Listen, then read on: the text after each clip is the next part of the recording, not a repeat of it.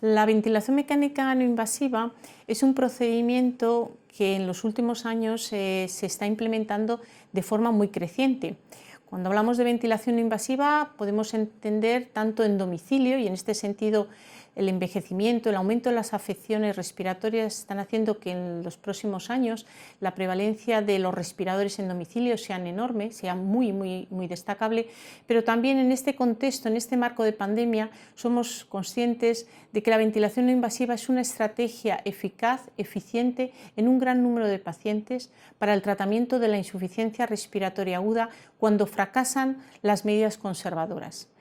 En estos meses ya largos hemos visto cómo, gracias a la ventilación no invasiva, hemos podido ganar tiempo, asegurando la ventilación en pacientes que muchas veces no van a ser candidatos de otras medidas como la intubación, o en muchos casos retrasando, evitando la intubación orotraqueal. Por tanto, diríamos que hoy la ventilación no invasiva es una estrategia eficaz, eficiente, en manos expertas y en medios controlados. Pues la pandemia nos ha mostrado otro marco de actuación que era hasta ahora, como dices, impensable, como es el fallo respiratorio agudo hipoxémico. Estos pacientes muchas veces no se les ofrecía estas terapias considerando que eran terapias poco eficaces y que deberíamos valorar en este escenario la intubación, la ventilación invasiva.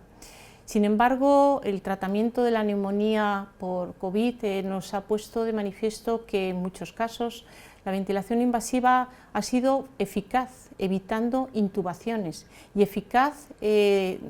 salvando vidas. Es decir, hoy tenemos confianza en la no invasiva, no solamente en el fallo respiratorio hipercámico, que es donde se ha desarrollado este tipo de estrategia, sino cada vez más en estos pacientes con un fallo respiratorio hipoxémico,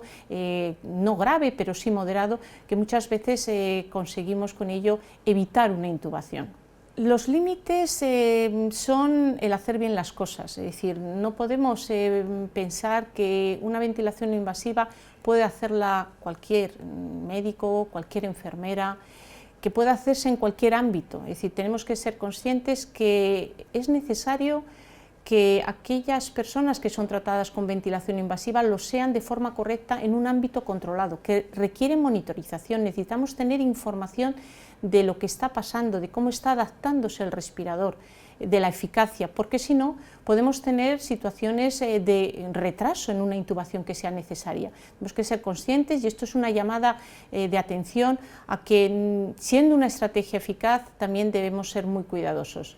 ¿Cuáles son los retos? Pues los retos es lo que estamos viendo, la innovación tecnológica que nos está ofreciendo respiradores que se adaptan a las necesidades de los pacientes. La ventilación no invasiva se ha implementado en estos últimos años de forma importantísima en todos los hospitales, en todos los servicios de urgencias, en las unidades de cuidados intermedios de neumología, gracias a tener respiradores que ofrecen una gran sencillez a la hora de adaptarse a las necesidades de cada paciente. Esto es importantísimo en el reto del futuro. Pues la ventilación mecánica no invasiva parece que se ha descubierto con la pandemia, es decir, que la pandemia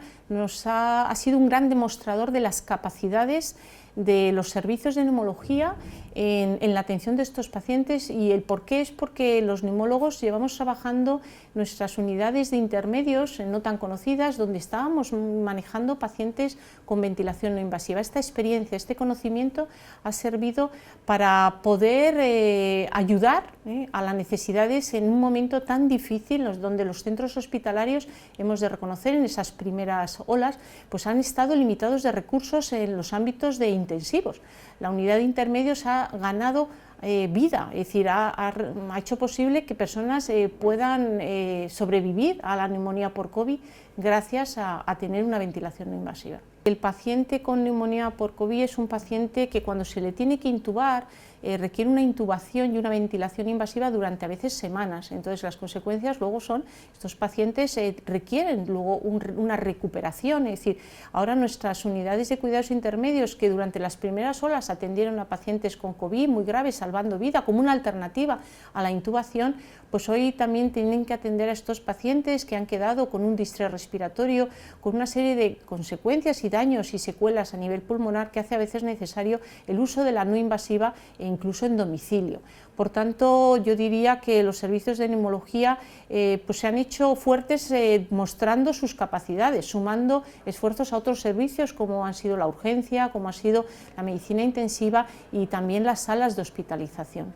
Bueno, pues yo creo que los retos en el ámbito domiciliario, y lo he comentado antes, es que antes de la pandemia ya las previsiones del uso de la ventilación domiciliaria mostraban un crecimiento exponencial, fruto del envejecimiento de la población, es decir, fruto también de otra pandemia que es la obesidad. Es decir, las dos indicaciones más importantes de los respiradores en domicilio son los pacientes con EPOC, a consecuencia también del consumo de tabaco, y los pacientes con hipoventilación obesidad.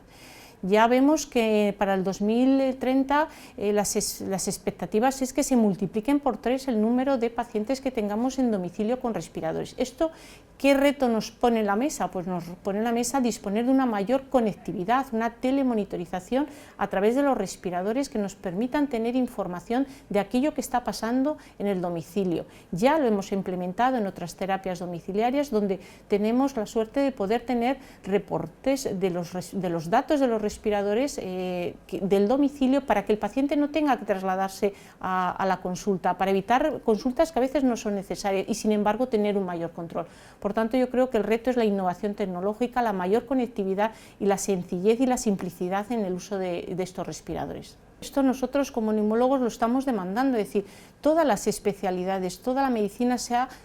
súper especializado, es decir, dentro de nuestra especialidad hay diferentes ámbitos de especialización donde el residente en 4 años no es capaz de adquirir todos los conocimientos y capacidad, y uno de ellos es todo lo que sería el manejo del enfermo respiratorio crítico, y ahí están nuestras unidades de intermedios, la ventilación. Nosotros abogamos por un aumento en el número de años de especialización mínimo de 5 años, un proyecto que se ha hablado mucho y que parece ahora estar parado y que lo exige, es decir, hoy la práctica de la medicina hace que sea necesaria una superespecialización, una personalización, un aprendizaje de técnicas, de procedimientos que hacen necesaria una mayor formación. El Sistema Nacional de Salud yo creo que es cada vez más consciente de que las enfermedades respiratorias, el manejo de las afecciones respiratorias, tanto en el ámbito crónico, domicilio, como en el ámbito de la hospitalización, el paciente agudo, pues van a ser cada vez más presentes. Es decir, la población envejece y al aumentar el envejecimiento de la población aumentan las afecciones respiratorias. Y esto lo estamos viendo, los pacientes son enormemente complejos, con unas altas necesidades. Esto lleva a un cambio organizativo, a gestionar los procesos, a que podamos participar los servicios de forma muy coordinada. Hoy la jornada tiene un objetivo que no solamente es la formación, es aumentar el trabajo conjunto entre diferentes servicios que participan en un mismo proceso, que es el paciente que precisa una ventilación no invasiva. Una ventilación que muchas veces se inicia en la urgencia, que a veces se tiene que continuar en la unidad de intermedios, pero que a veces se debe iniciar en la UCI y que luego tiene que salir. Por tanto, son muchos los servicios. La pandemia nos ha enseñado que debemos colaborar, que tenemos que trabajar con un objetivo común, que tenemos que ser dinámicos, tenemos que sumar capacidades y mucho más en la ventilación no invasiva.